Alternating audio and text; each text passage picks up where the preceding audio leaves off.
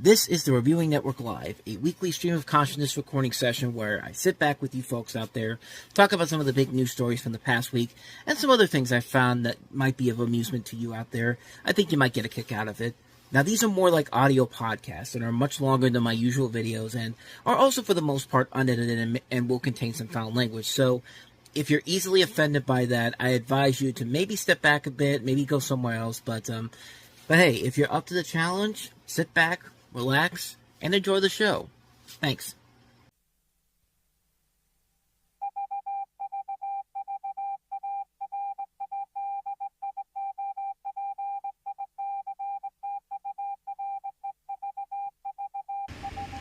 And for the 57th time ever, we are live. Hello, everybody, and welcome to a very special episode of the Reviewing Network Live, as this week I'm trying out something a little bit different here. I am going to do my first ever feature-length commentary on a motion picture. And I did this mostly because, it's not a busy news week in general, as per usual it isn't, but I wanted to try something different here. I wanted to do something that was kind of outside of what I usually do on this show, not just taking a look at the big news stories of the week, which, like I said, it was a relatively slow news week, so it also kind of helped in getting this episode together in particular.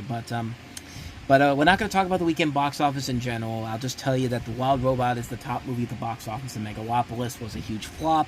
But then again, that's really not much of a surprise in general when you really think about it. But other than that, though, we're putting the focus on this commentary that I'm about to do here. So, this is going to be an experiment mostly in seeing if this actually works out pretty well here. If you like this, maybe I'll do more of these down the road. Maybe this will become something I'll do in the future.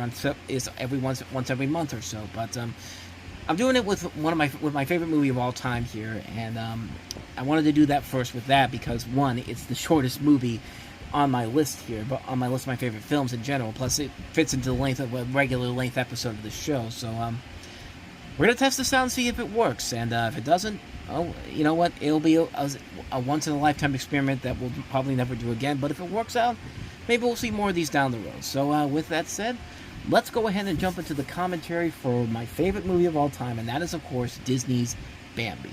Enjoy! Hello, everybody, and welcome to my first ever Reviewing Network film commentary. And today we're going to start off with my all-time favorite movie, and that is, of course, Bambi, released in 1942 by Disney. It was the, I believe, fourth or fifth of their animated movies after Snow White, Pinocchio, Fantasia, and Dumbo. So yeah, fifth film. This is, of course, based off the book by Felix Salten, and I want to take my hand at doing film commentary on some of my favorite movies of all time, and I figure why not start off with Bambi because it is my favorite movie of all time, plus it is the shortest of probably my favorite movies of all time because it is just a little bit over an hour, so this will be about the normal length of a regular episode of the Reviewing Network Live. So, of course, this is back in the day when, you had these openings where all the credits were in the opening and not in the end of the film, and that sadly went away in the probably early 80s, if I'm not mistaken, was kind of the last time you saw all the credits in the beginning of the movie, and then most of them were saved to the very end. But just filling some time here until we actually get to the start of the film, which should be coming up pretty soon, and it is going to begin after this tribute to Sidney A. Franklin.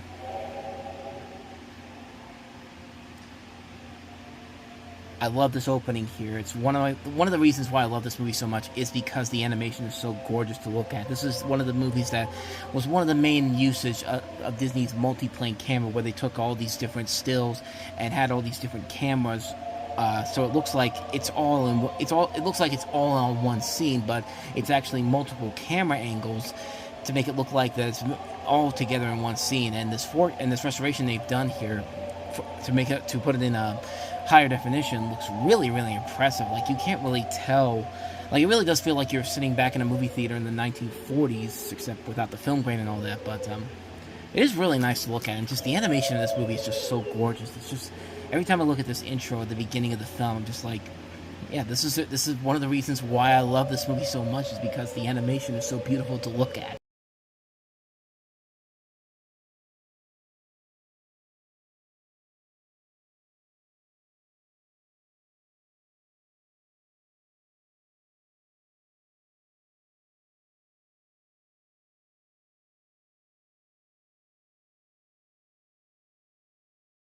Even the water looks really cool to look at with the camera moving in the background. Like you tell the water was done on a different plane from the multi-plane camera they were using, and I mean it's just incredible to look at. As we've got Friend Al coming into the scene here.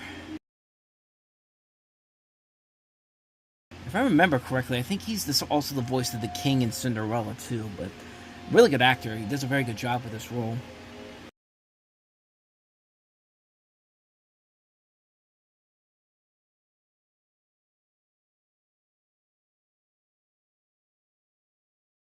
So, kind of the story of how Bambi got developed was that Sidney Franklin, the person they mentioned in the tribute in the beginning, actually purchased the rights to the book, which was originally released in 1923. And it was originally going to be a live action film for MGM, but they realized it would be too difficult to achieve. And so, United Artists suggested he make an animated version of it in alliance with Walt Disney, who was contemplating the idea of that for his first feature length film of all time, with Bambi being one of the possible choices of it. But then Franklin approached him with the idea. Disney eventually decided not to do it, and so he did it because he felt that his animation studio was unprepared for the theatrical difficulties that Bambi would present. But then, as they were finishing up Snow White and the Seven Dwarfs, Franklin actually sold the film rights to Disney in '37. And then, all these things, because at one point Bambi was supposed to be the second Disney film, and then Pinocchio ended up becoming the second film, and then, of course, the attention went over to Fantasia, and then after Dumbo, that's when Bambi's finally made it to theaters in 1942. So a little bit of a history there, as we see the beginning of the scene where, the prince is born, the great prince, not the great prince, the Prince Bambi, of course.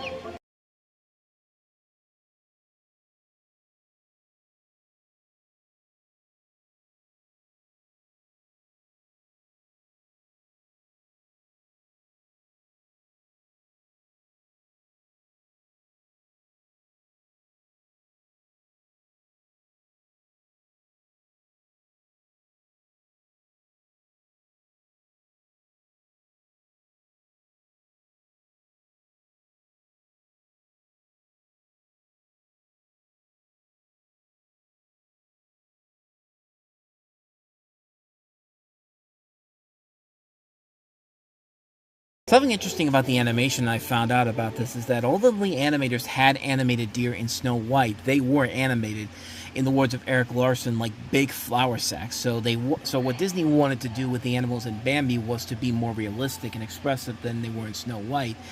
And we've already seen that kind of early on in this movie. And he actually brought in a painter of animals to come and lecture the animators on the structure and movement of animals in general.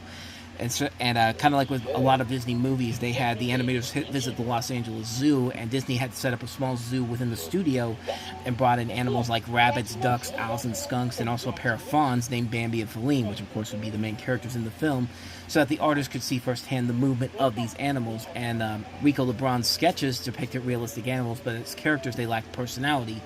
So they brought in Mark Davis to create the final design of Bambi by incorporating the realistic study of deer anatomy by exaggerating also the character's face by making his proportions very baby-like, snort snout, baby eyes, that kind of stuff. And although there wasn't a lot of humans in general, they did use live-action footage of humans for one scene in particular, which we'll get to that one a little bit later on here as we'll get closer to that scene in particular. But the animators actually did learn a lot about animals during the film's production, giving a broader spectrum of animation styles that they would later use in other projects as well.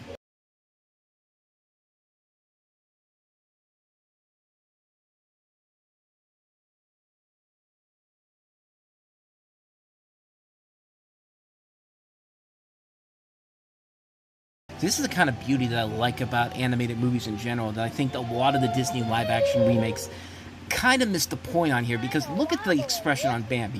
He doesn't really say anything, but he just says enough with his eyes in general and like his, the way he moves around, like yeah, like something like that. Like, it's very simplistic. It doesn't require him to talk at all. I mean, like, you get so much more emotion and more of a response just from the way the animation is moving on him. Like, something that the live-action remakes, including stuff like The Lion King, really has kind of failed to do for the most part in general. With a couple exceptions, though. The Jungle Book one, I think, kind of did it okay. I always love this part here where the chicks are just like, oh shit, get away, get away, get away.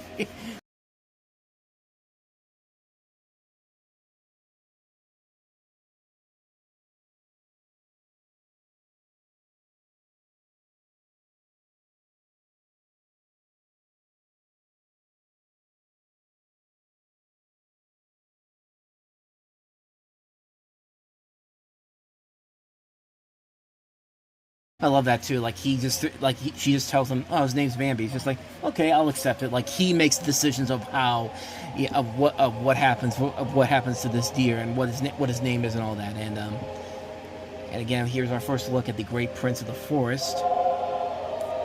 Again, nice backgrounds overall with this film.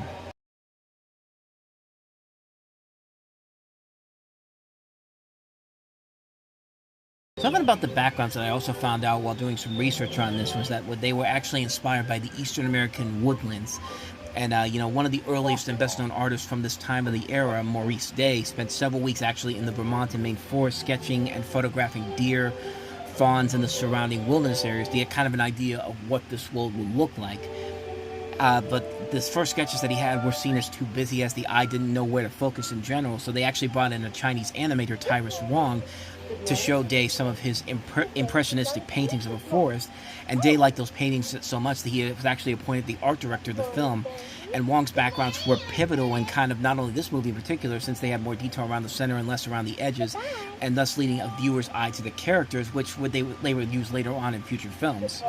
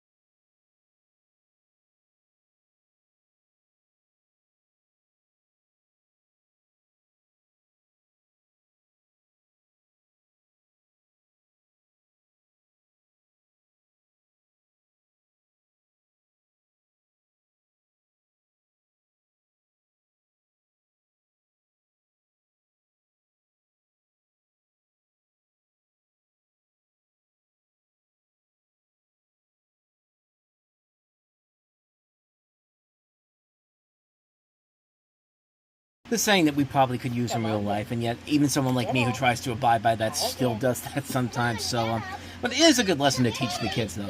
It is.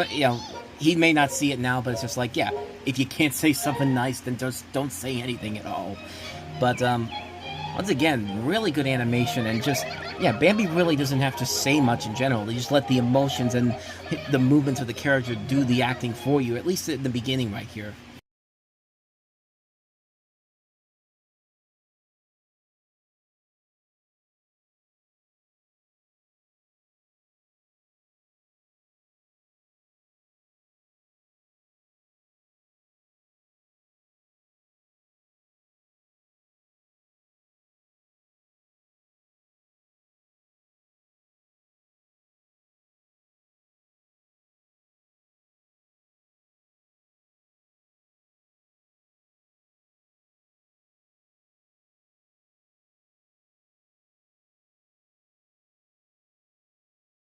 A scene like this is also very interesting too, because clearly Bambi is much taller than the rabbits in general, and because the rabbits kind of can hop over the thing, like they kind of already know how to jump over the leg, as we're, the not the leg, the log, as we're seeing right now. You think this would be easy for Bambi, but I just love the reaction that he has when he tries to do this.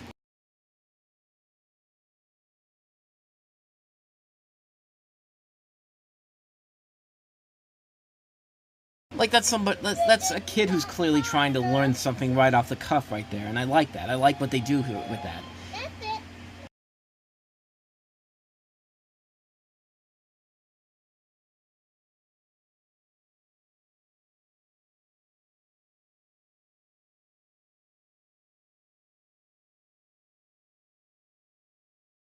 The 1940s, when kids can say "gee whiz" and it'd be normal, like it'd be what the kids say back then, or at least I think that's what it is. Of course, obviously, I'm way too young to know that for certain, but yeah, I wasn't born in the 1940s, as you can probably tell.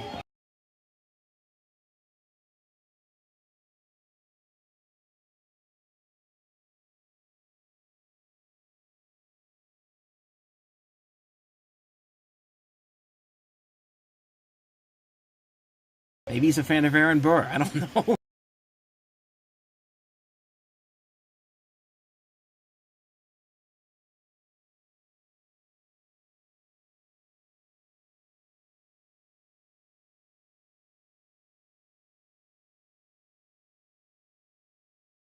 That I never understood. Like that, I know it's one of those little animation mistakes. Like it's one of those blink and you miss it once, where like Bambi, like his eyes go in like completely different directions from one another. Like it feels like one of those old animation glitches, like you used to see on the Tracy Ullman show, and like in the early years of The Simpsons, when like the Simpsons would speak, and then all of a sudden their mouths would move in like a weird direction. Like if you know what I'm talking about, like I always noticed that. I didn't notice that until more recently when I watched like some of the older re-release trailers of it. But I didn't had no idea that was actually in the movie. But that's kind of interesting. Kind of fun there. Just a fun little animation glitch there.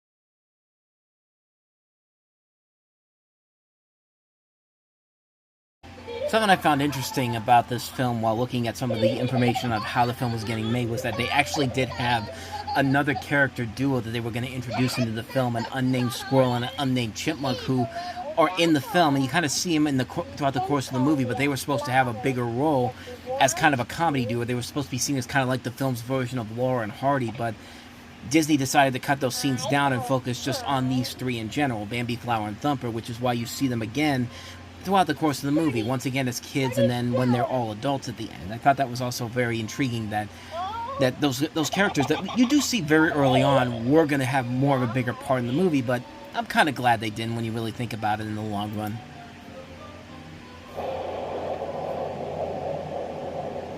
Great use of the music too, like it's all happy and all that, even though the scene is clearly much darker. But then as soon as the thunder and lightning goes out, it's just like, okay, fun's over. I said, move, goddammit! That's what God's telling Bambi right now.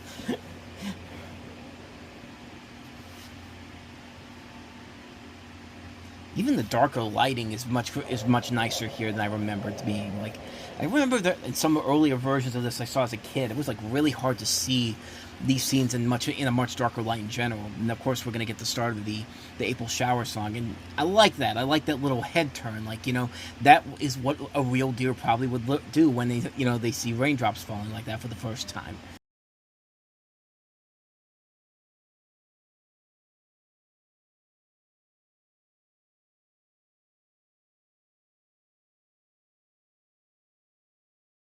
I do like how this scene kind of turns into more of like a dream-like scenario here. Like, this is something you would probably see out of something like Fantasia, sort of. Like, this would be like one of the sequences they would show in there. But no, it's actually part of this movie here. And yeah, it looks really, really nice in general. Like, yeah, if you look closely too, I see a leaf there that I never noticed until now. Like, that's actually kind of a nice little detail here.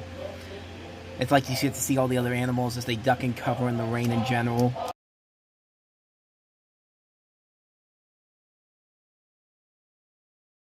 This is a little bit of recycled animation that they used later on. I think they actually used this in particular in The Rescuers, but there's a lot of recycled animation that they took from this particular movie, especially with scenes with Bambi and his mother. Like, they'll get to like scenes later on that you could pretty much easily pinpoint which movie they come from, like the Jungle Book and The Rescuers, and even in Beauty and the Beast, which is like, that's one you got to look real close, because this is literally in the opening, and you can literally look at a deer at the bottom of the screen and just look at the way that it's moving up. It's literally the same shot that they used for Bambi's mother in this movie, which they coincidentally used in the Jungle Book as well.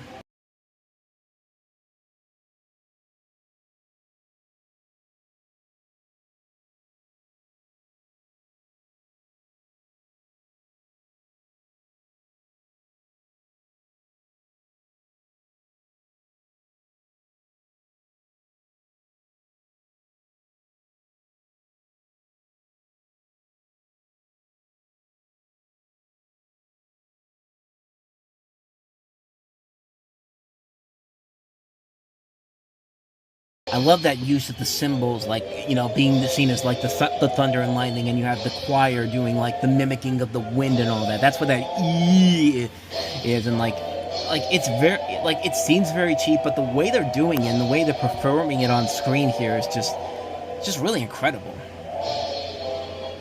Like it meshes together so well with what's going on in the scenario here.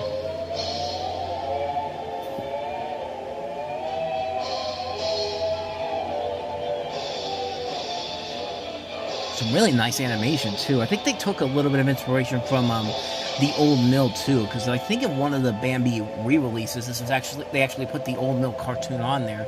You could definitely see a lot of the influences here in this particular bit here.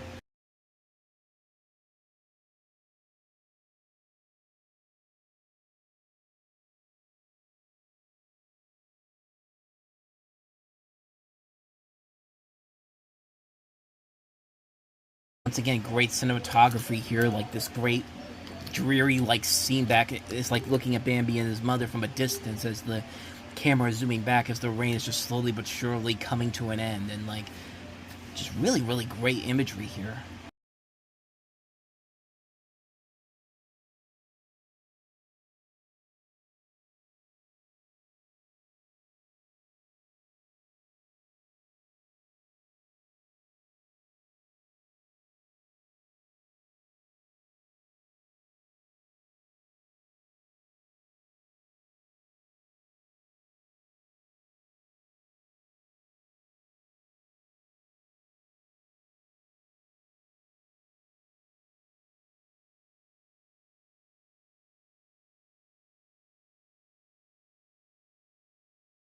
This actor, Donnie Dunnigan, actually plays the role of young Bambi here, and he, believe it or not, when he actually went to the Marines and actually kept this role quiet as he feared he would pick up the nickname of Bambi, and he would actually have a very good career in the service, becoming the youngest drill instructor in its history. He rose to the rank of a major and actually served in the Vietnam War, where he would be decorated for valor and actually wounded 3 times during the war in general. And as far as I know, yeah, he's still alive. He's like 90 years old right now, and the young Thumper and the young Flower are actually the last surviving cast members of this movie in particular.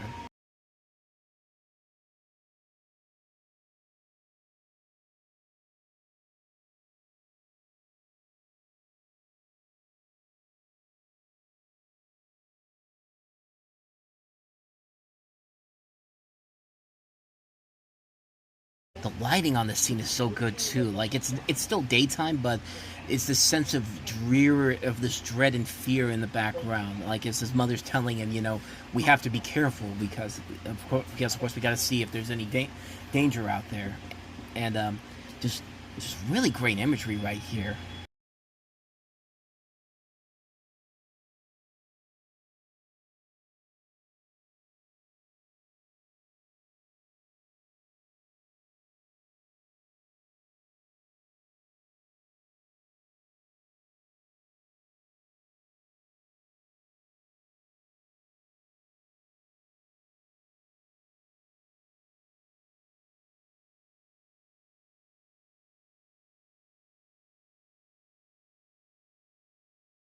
That's literally something you would see if a deer was looking right in your face like that. I mean, like yeah, if you're you're out in the middle of the road, or you see or you're out in the outside of your house and you see a deer looking at you like that. That's literally the look that they give you.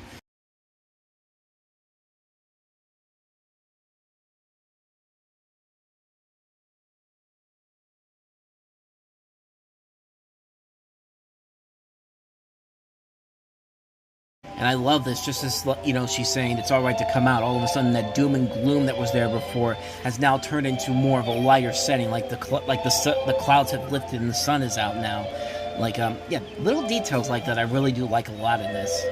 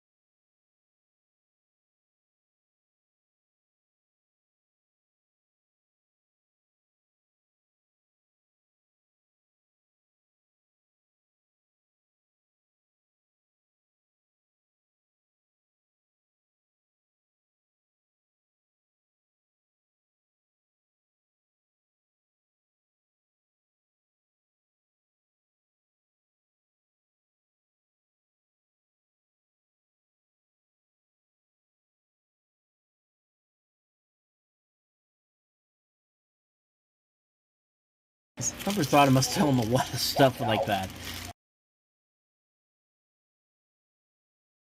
I never understood that at first as a kid. It's just like this frog screaming, watch out, and then, as we're about to see here, we're gonna find out why exactly he said, watch out, watch out.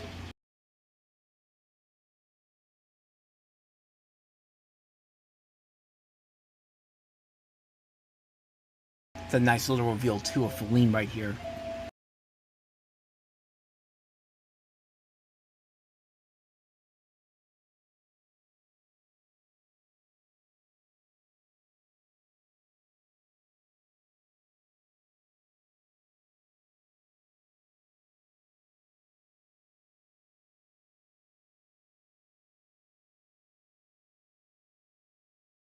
Now, be honest with yourselves, guys.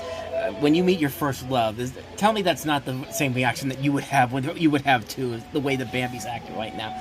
Now, because like he has no idea what the hell he's trying to do.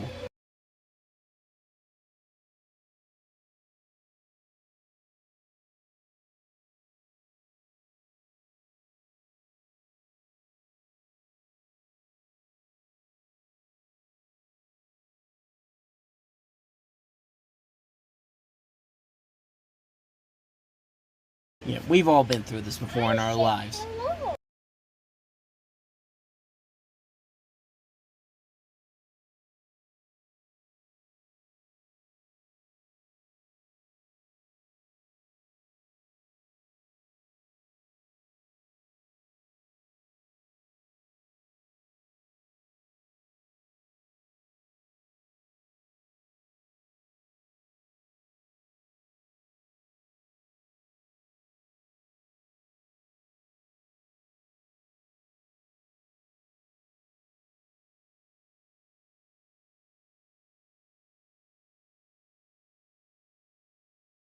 I saw this as kind of fillers, honestly. Like even as a grown up, I really never saw this as anything more than just pointless filler.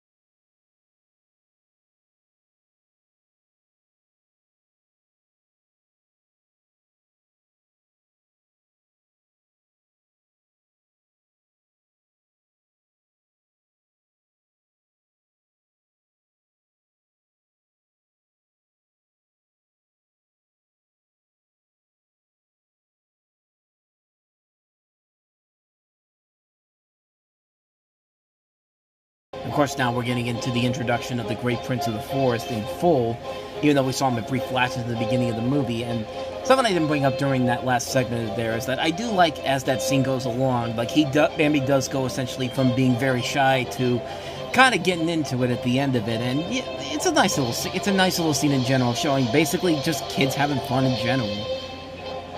But I do like this build up here that we're building up to the deer that everyone respects in the forest the most, because he's the bravest, the wisest one, and just this is a great build up to that scene in general, because you see Bambi like just do what everybody else does, and then all of a sudden this scene here where like everybody's coming up from the rocks in general, he has no idea what to do.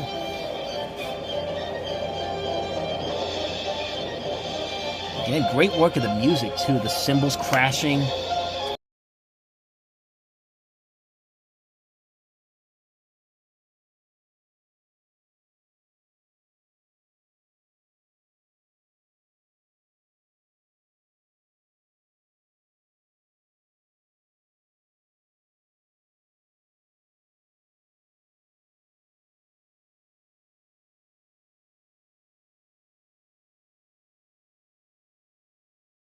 They really do a good job of just like giving this character a distinctive look to him and the way he walks. Like he's the one that everyone respects, because he is kind of like the king in general here. And like I love this scene I love this part coming up here where like he sees the young prince, and like again, no dialogue whatsoever. Just let the scene play out itself.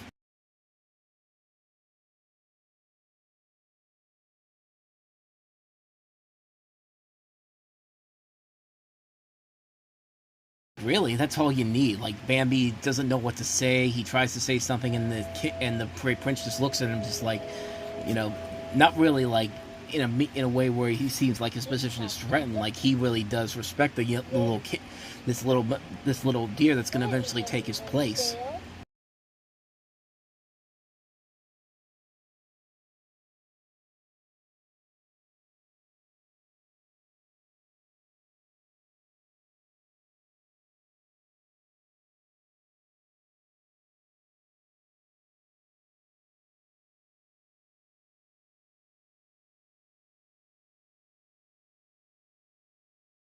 Another great shot too. You just see the prince just walking up, and you got the music coming up, and just a really, really great scene in general here. It's like, yeah, not much is going on in general. It's just a deer walking up this mountain, but you know, it can convey so much to what's going on in the scene in particular.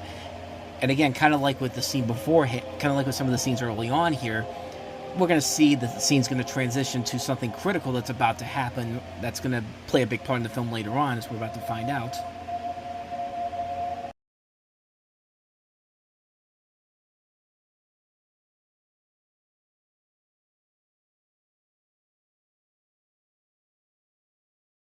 Like the great prince sees all the crows like going up in the sky and realizes, okay, something bad is about to happen. And we don't know what it is at first, but soon we're about to find out. And once again, the colors in this, you can usually tell whenever something is about to happen depending on what the scene is. Like, this is a very chaotic scene in particular, as you see, like, the orange coloring, like like a fire or something like that. But we don't know what it is at first, the first time we see it.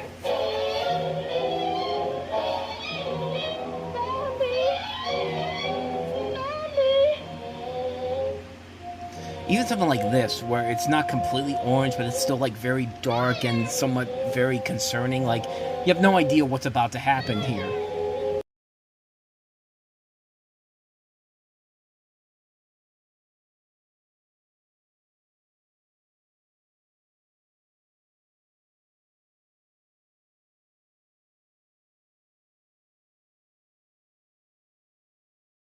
I do like that at first your first thought is, did somebody get shot? Did somebody get killed? But as we'll find out later on, that's going to make a much different sound when we find out that something actually does get killed.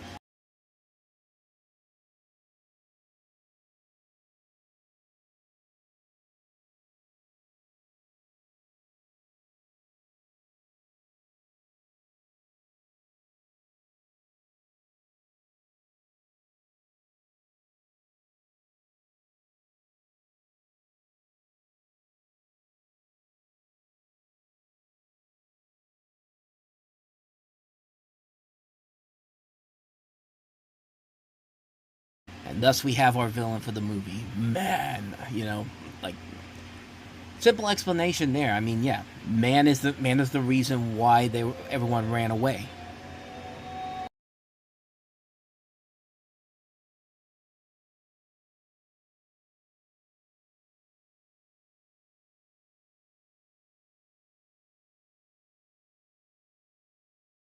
Once again, the film doing a really good job of showing these different periods of time. Like, clearly we're in the fall as the leaves are coming down, and you got this autumn-like background here with the leaves hitting the water in general, and you see Bambi's mirrored image in the water, just looking and being all amazed.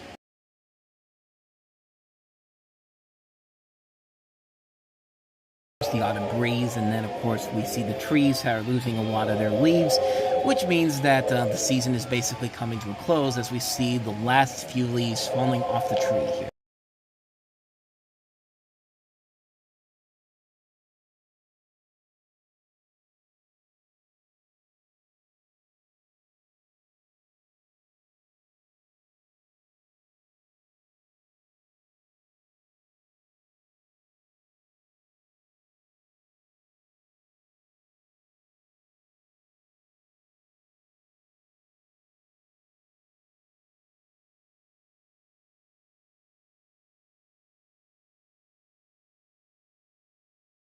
Of course, now we're in winter now with the nice snowy backgrounds. It's cocaine, son.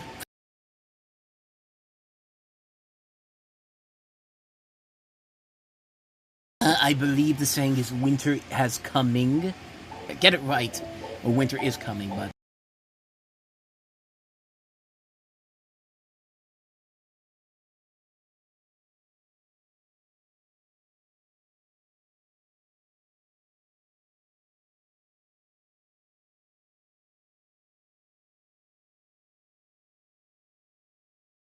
Of course, the fun thing about the snow being out there is that, at nighttime you can see the deer like coming out, and you can see their footprints in the ground.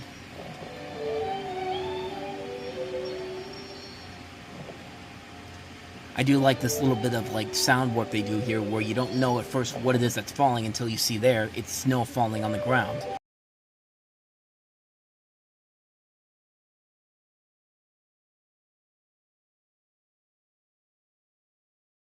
And Bambi is dead.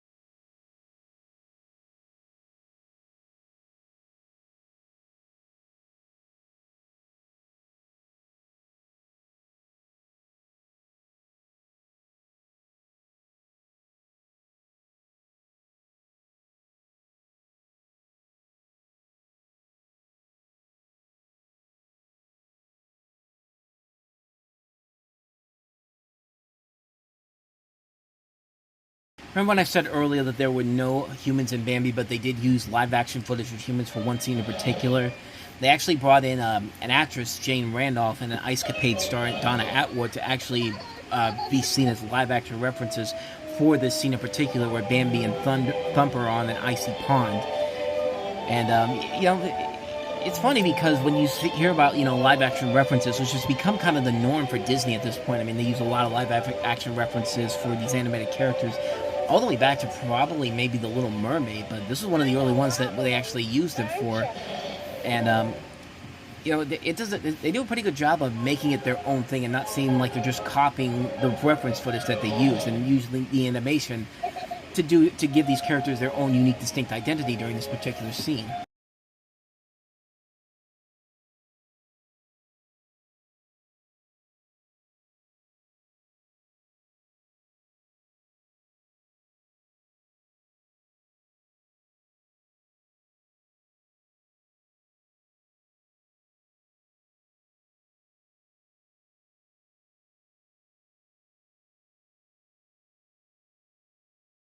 Like, that's a scene right there that I think that probably would have been done with the live action actors in general here. But again, they do make it seem like it's Bambi and Thumper and not just them retracing the steps of what the actors did beforehand here.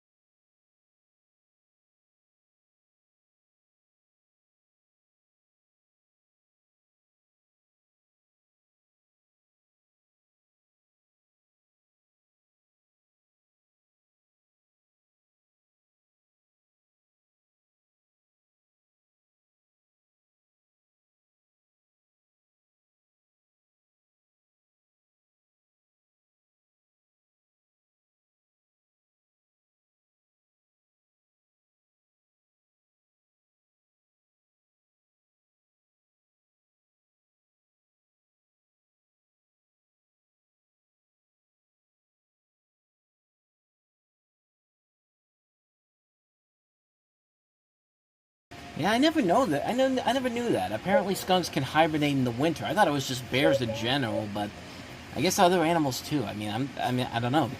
I guess you learn a lot from this movie that you never even think about, but that's something that happens.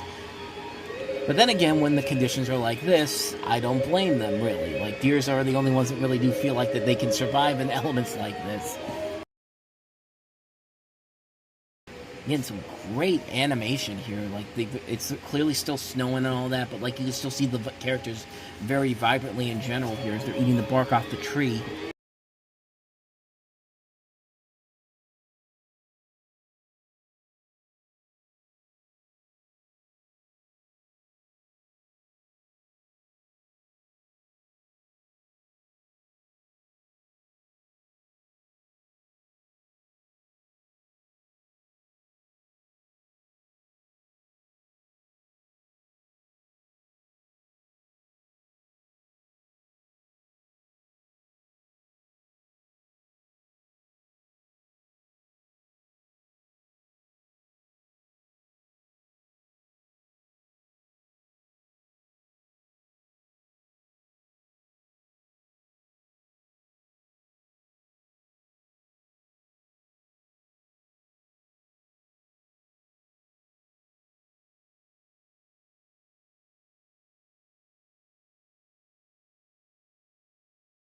Now, of course, we're getting to the scene that this movie is most memorable for here, as we see the beginning of that scene in particular.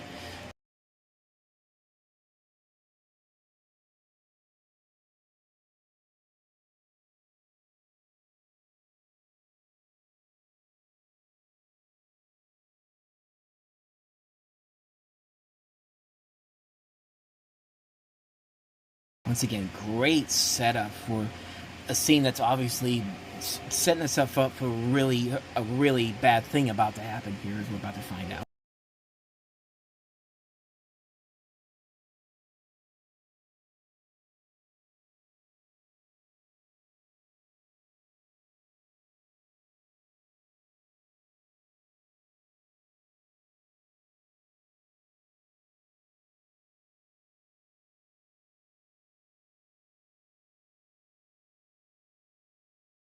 Notice how the gunshot sounds clearly different because, yeah, something just happened to Bambi's mother, and it was not a good thing.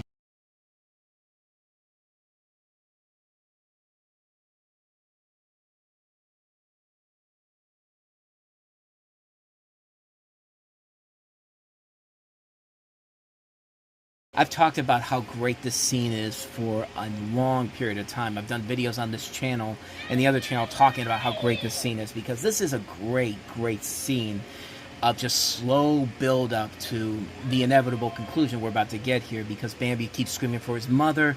She doesn't hear him, and he doesn't hear back from her. So yeah, like the more and more this goes on, you slowly but surely start to realize that yeah, something absolutely horrible has just happened.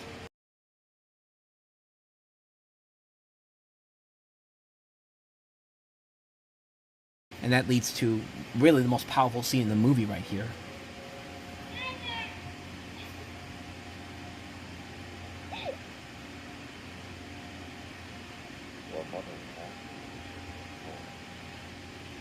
And that slow, slow brief period of hope is just suddenly dashed away. Just the animation on this scene is so good because it doesn't give you it doesn't tell you straight up she's dead, but she is basically him. It's him saying, yeah, she's not coming back, and it's just like, yeah, we as a kid you don't really know what it is, and yeah, it's a very traumatizing scene for for a number of different reasons. And before we get to those moments and more on this scene in particular, ready for the most abrupt cut in the history of anything. This is probably my least favorite scene in the whole movie.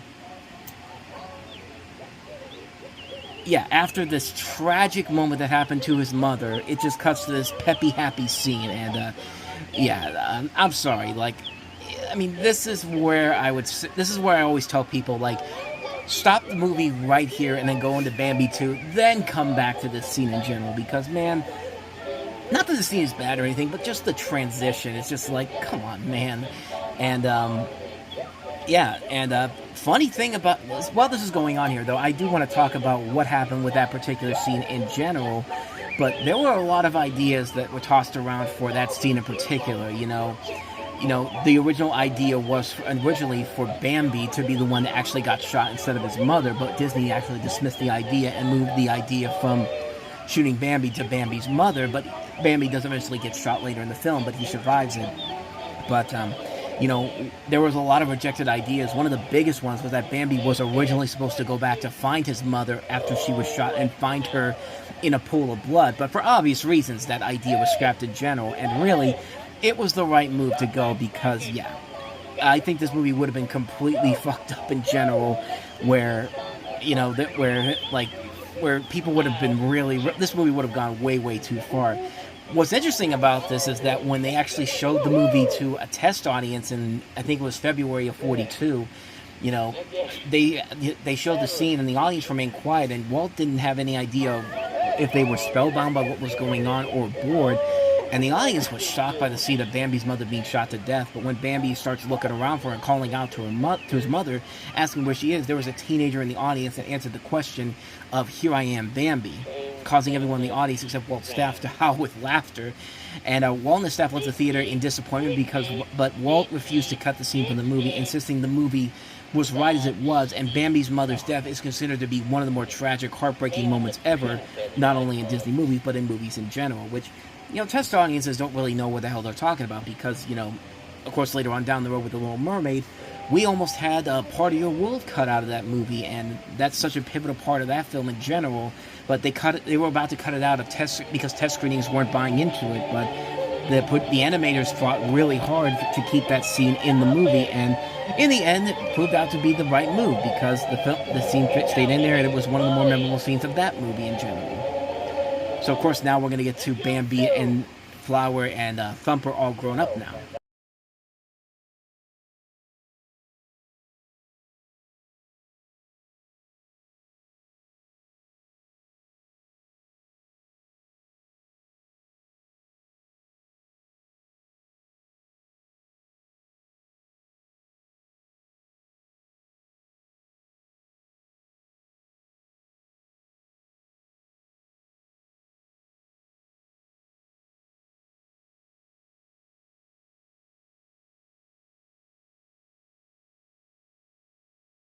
Banker Anderson from Little House on the Prairie.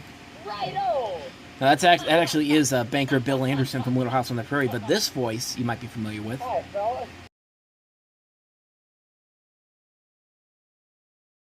That's Sterling Holloway, of course, Winnie the Pooh from the original Many Adventures of Winnie the Pooh shorts, as well as Dumbo. He was also the Cheshire Cat. He was Cod in The Jungle Book and Roquefort the Mouse and the Aristocats. I think this would have been the second one because Dumbo came before this, but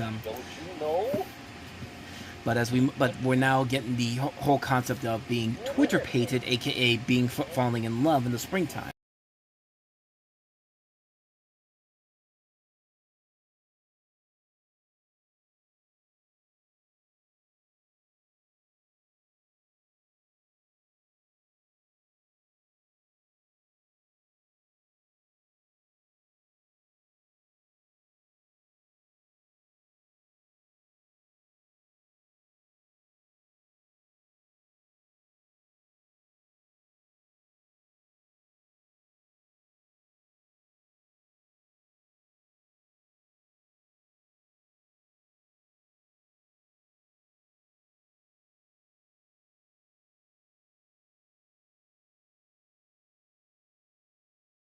This is kind of a nice idea to give kids the idea of what it feels like to fall in love for the first time when they become adults.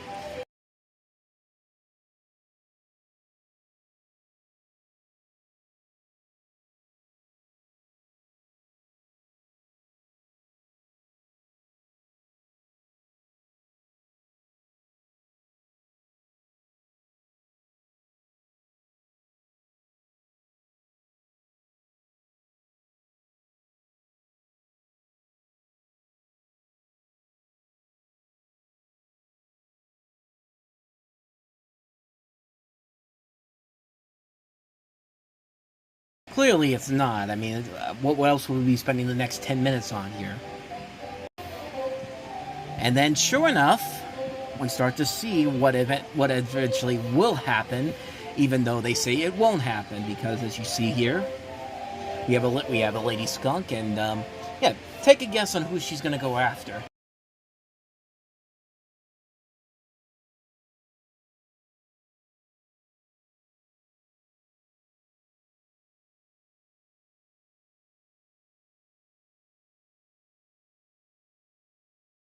Nice camera trick with the eyes too. Like it looks like it literally does look like flower. The petals of the not the petals, the middle of the flower at first, and then yeah, it turns out to be actual eyes.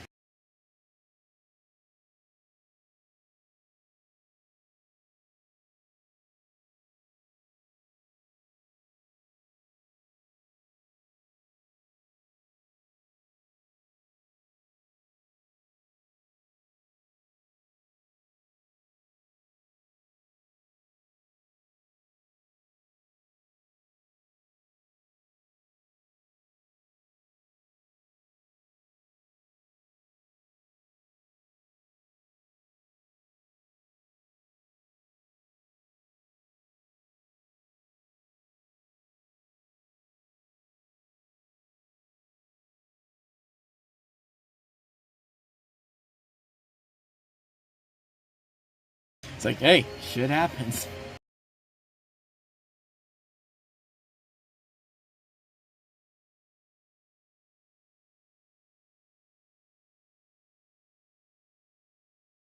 Young kids' first introduction to furries. Like it was either Lola Bunny, Jessica Rabbit, or Hollywood, or this chick right here.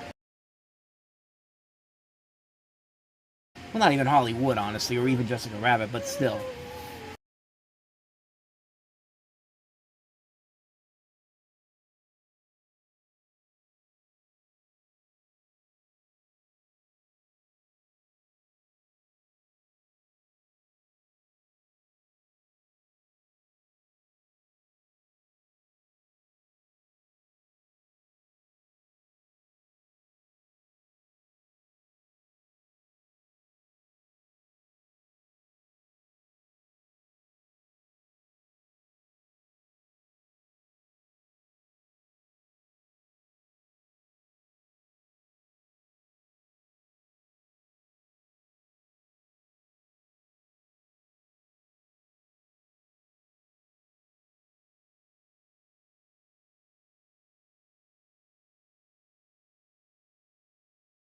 Because now he's got something to really be thumping about.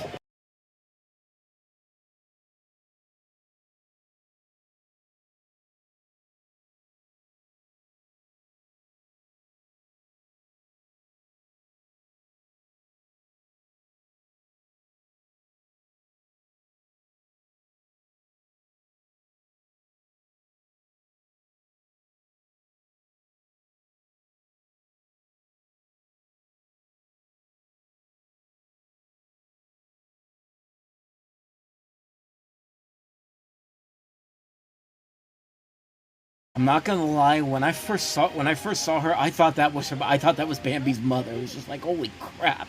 Like, as a kid, it's kind of hard not to see why at first, but then you really have to really look at the eyes in general. Like like the movie does actually a very good job of giving these deer very distinctive eyes in general, so it doesn't look like Bambi's fawning over his dead mother. But this actress is actually Ann Gillis, who was actually seen later on early.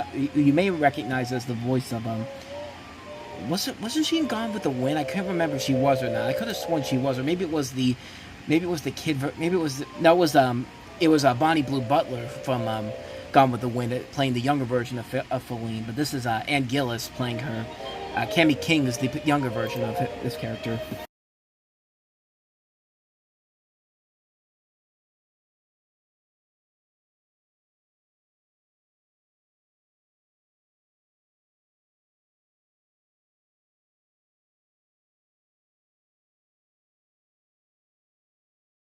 Like I keep reading, not hearing from people, but I keep reading that this character is supposedly Rollo from Bambi 2. Like Bambi 2 has this kind of bully character, and he even says at the end of Bambi 2, it's just like we'll eventually meet up again in general here. And I don't know. I mean, I didn't hate that character in Bambi 2 in general, but I did think that I don't know. I just like this idea that this is a completely different deer than that, and I love how Bambi wanted nothing to do with Feline until this other deer comes around, and you have this great change of the scene and the visual aspect of the movie as they both fight. And I love the way that they're fighting in the background. You can't really tell what's going on at first, but the lighting is so well done.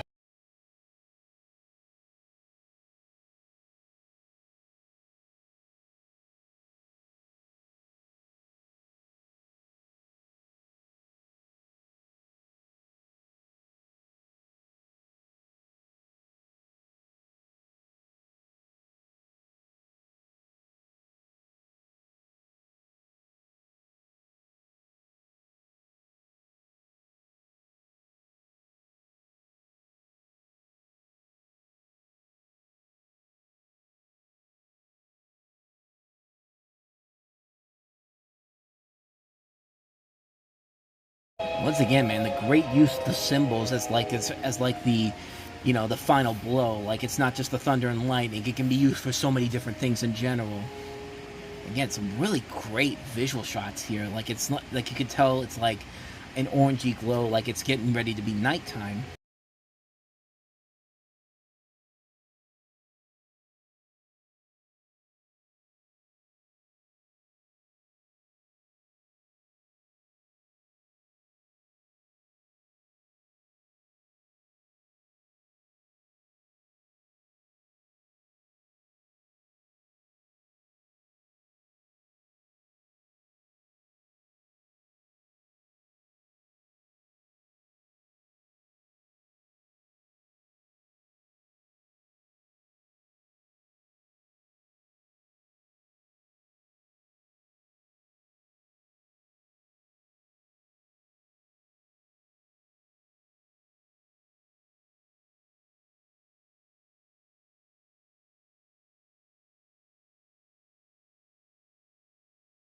I can't really find who actually does the singing here. It says it's the Disney Studio Chorus, but they do a really fantastic job here.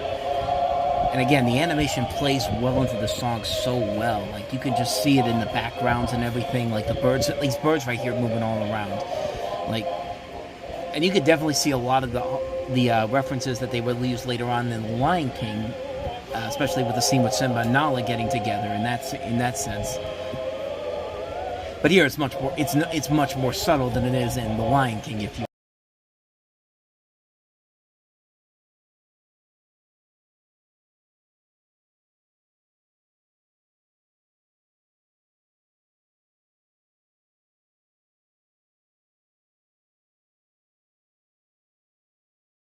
God, this is such a beautiful looking movie, and you could tell that they spent a lot of time into this, and it was at a point where they were very precarious of where they had to go because of Pinocchio wasn't the big hit they thought. Pinocchio was a hit. Fantasia wasn't the big hit that they thought it was going to be. Dumbo wasn't a big hit. This one also lost money for the studio too, but eventually all these movies made their money back many decades later and have become the classic that they are now known as today. Again, the movements of the deer herd, like you could see this, and it would be honestly looking like what a deer would probably be doing whenever they hear like a noise in the distance, like their head would come up like that.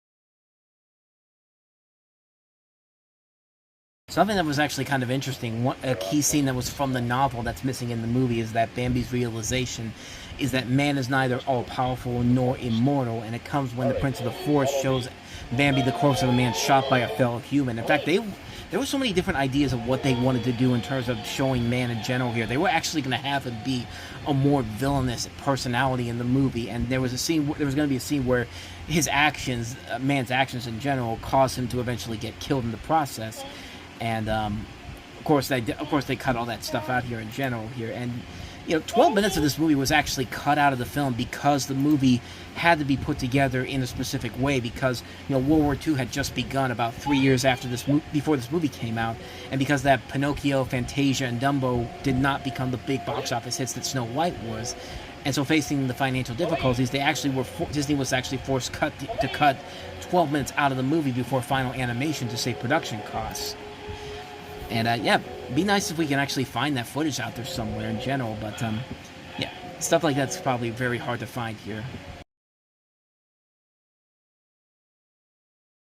And again, good job of setting up the doom and gloom that's about to happen here, because man is here. All the creatures are knowing that he's here, and he's just like, just waiting for the inevitable. And of course, you have to wait for that one moment for something to go completely wrong. And we're about to see that scene.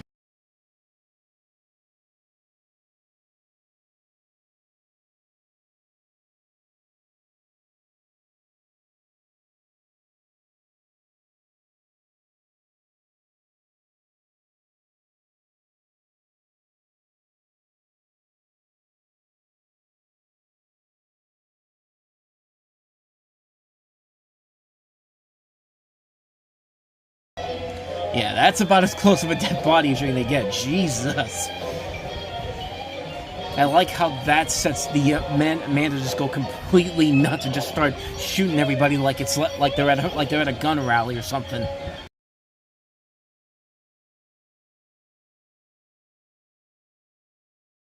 It's like nowhere safe for anybody.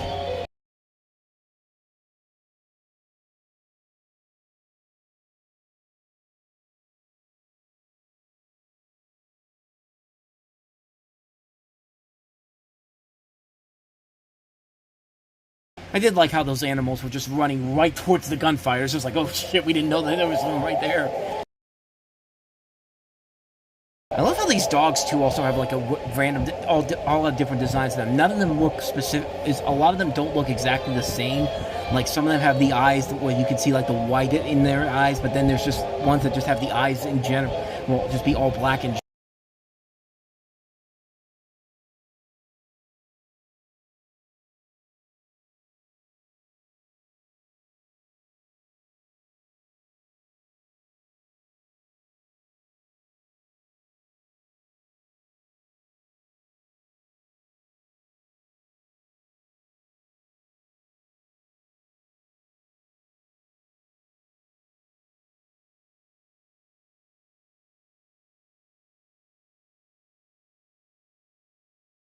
Hey, Bambi can kick some ass, man.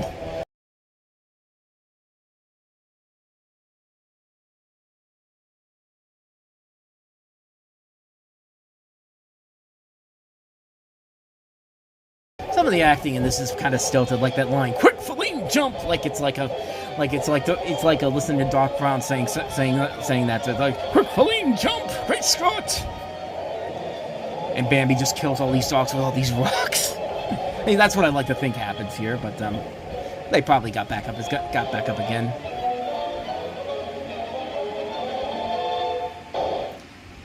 See, even Bambi doesn't get out of this without getting scathed here, but yeah, this is the thing I was talking about earlier, where Bambi does eventually get shot, but they of course changed it around originally because it was supposed to be him getting killed off, and then it was Bambi's mother that was going to take over from there. But then of course we have the true evil of this movie, and that is of course fire. Yeah, Disney had a thing with fire back in the day because we had this, and then we had Dumbo before this, and again, they do a good job of making fire look menacing, which really is not that hard to do.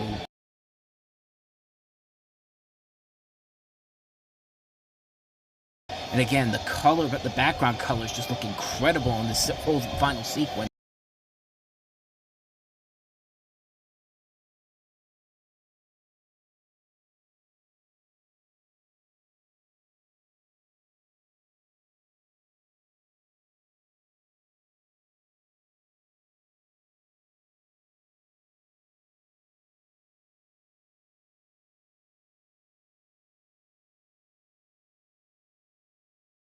It's me, Bambi. God.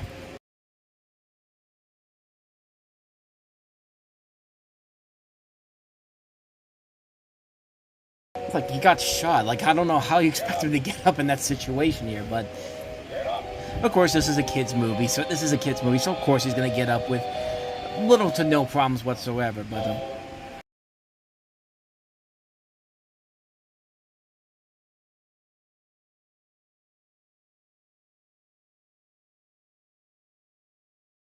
I do like how it starts off, he's limping off, and then as soon as he sees the fire, it's just like, yeah, screw my limp that I have. I gotta get the hell out of here. Again, great animation on the backgrounds here.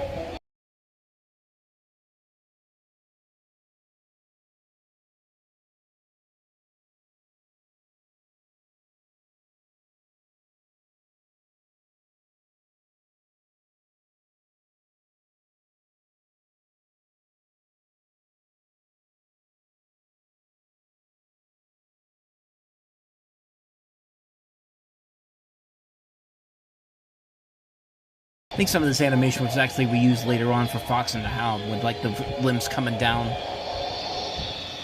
And it leads to this great shot here.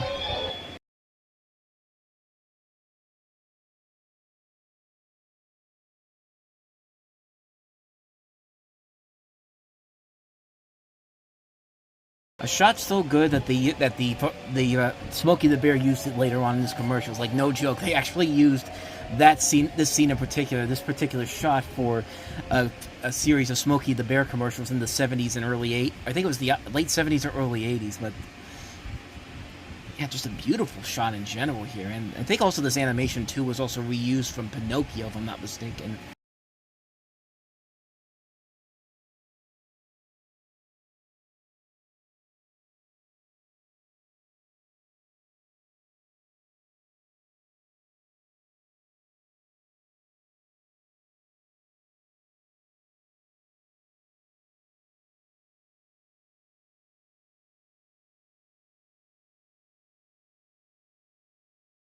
That's actually a really good scene of whether or not you don't know whether Bambi actually survived or not, because we see them going off the waterfall, but they never show if he is alive or not. And you don't need to have like a huge emotional breakdown scene. You can just have a scene where you have Feline looking and seeing if Bambi's still out there or not, and then all of a sudden there he and the Great Prince come, and it's just like now they're just looking at the destruction of what just happened.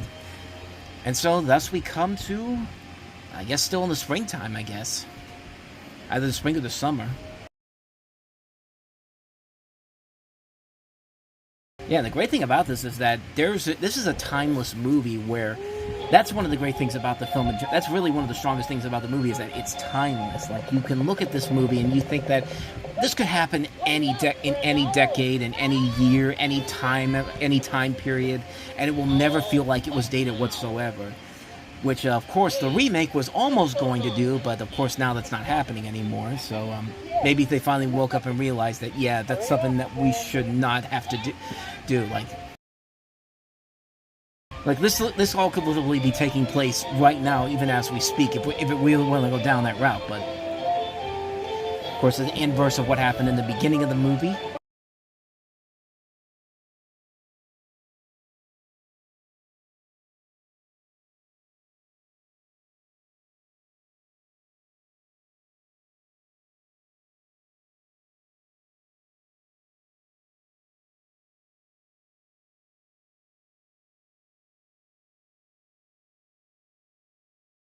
I do think it's kind of funny, like the big spoiler coming up here is that it's two Bambis, but you can clearly see the other one in the back there.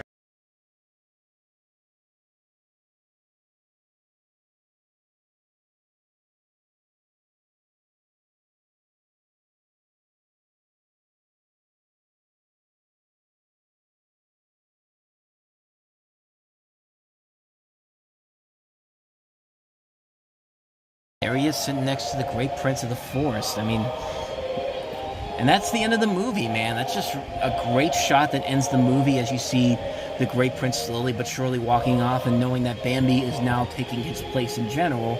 And he'll still be around, but it's now Bambi's job to do the job that he did in the past. And of course, now we have the great climax here with like the great last scene with like cutting it to towards the end of daytime, and then of course the eventual fade out, and thus we come to the end of the movie. Still holds up, man. Still holds up after all these years, man. Just what a great movie. What a great movie this is. So when it's all said and done, man, I mean, this is my favorite movie of all time, and it seems like a weird choice, but honestly, there's just so much about this movie that I admire so much about it. The visuals are just amazing to look at. The very little dialogue here. Yeah, there's not a whole lot of dialogue. The longest scene of dialogue in the movie is about 2 minutes long, but the music plays the role here very well. The characters' reactions play more into the story, so you follow along through the music and the characters and the way they express themselves throughout the course of it. And just great music all around, very relatable and memorable characters. I mean, Bambi is an optimistic, shy, very weary of the world around him deer.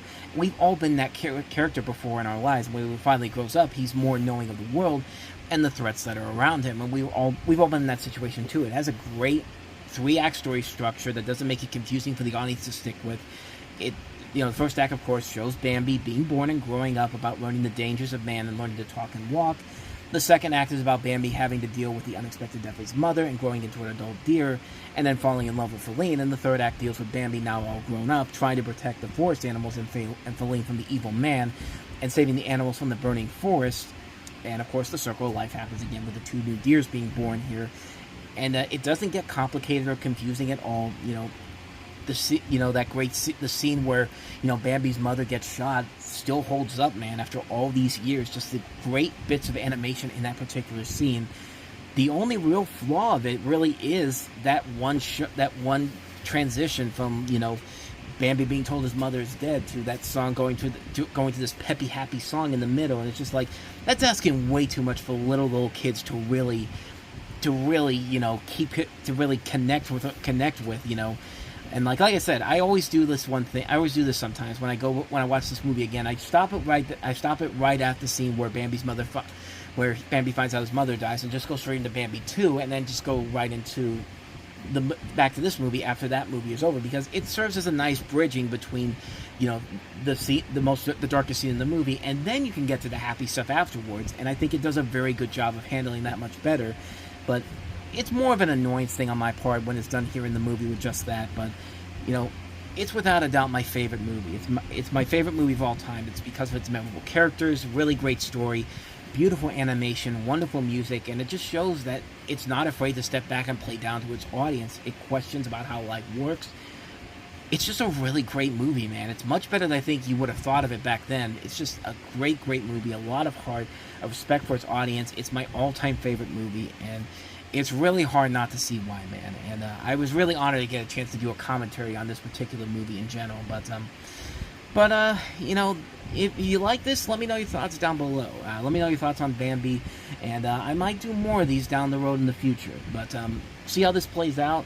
Maybe it turns out great. Maybe this will be something where I do this every once in a while, but it would mostly have to depend on what type of a movie I do it with, because like I said, I'm doing it with Bambi because it's a relatively short movie. It's just a little bit over an just a little bit over an hour long, not even an hour and a half. But yeah, if you like this, maybe I can do this more in the future. But let me know your thoughts down below, and thank you guys for watching this special episode of the Reviewing Network Live. And we'll have another special planned for next week, because I'm going to be doing a live watch of the Steelers playing the Cowboys on Sunday Night Football. So be on the lookout for that coming up on next week's show. But thank you guys so much for watching and listening, and I will see you guys next time. So I hope you enjoyed this. And until the next time I see you, we are out.